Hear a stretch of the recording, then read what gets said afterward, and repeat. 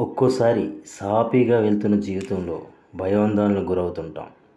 ఎందుకంటే వ్యాపారం సరిగ్గా జరగకపోవడం, లాభాలు రాకపోవడం, వ్యాపారం కోసం చేసిన అప్పులు పెరిగిపోయి వాటికి వడ్డీలు కట్టలేకపోవడం, మన కారు ఈఎంఐ కట్టలేకపోవడం, అలాగే హౌస్ రెంట్ పే చేయకపోవడం, ఇలా అన్ని వ్యతిరేక పరిస్థితులు, అవమానాలు ఎదుర్కోవాల్సిన పరిస్థితి వస్తుంది.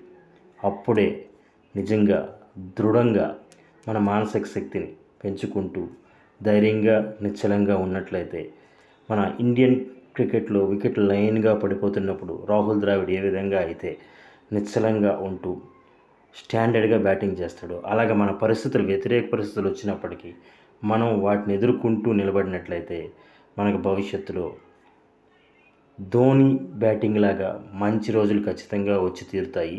సో ప్రతి ఒక్కరూ జీవితంలో ఎప్పుడు ఏ పరిస్థితులు, ఏ వ్యతిరేక పరిస్థితులు వచ్చినప్పటికీ భయపడకుండా, బాధపడకుండా రాహుల్ ద్రావిడ్ లాంటి బ్యాటింగ్ లాగా నిశ్చలమైన మనసుతో ఉంటే మళ్ళీ ఖచ్చితంగా మనకి ధోనిలాగా బ్యాటింగ్ చేసే ఒక మంచి రోజులు వస్తూ మన జీవితం బాగుంటుంది. సో హ్యాపీగా ఎప్పుడు ఏ పరిస్థితులు వచ్చినా వాటిని ఎదుర్కోండి. మంచి రోజులు వస్తాయి ఖచ్చితంగాను.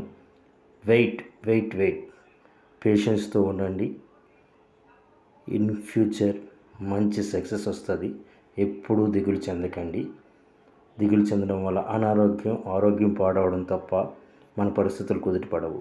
హ్యాపీగా ఉంటే ఆటోమేటిక్గా అన్నీ సర్దుకుంటాయి.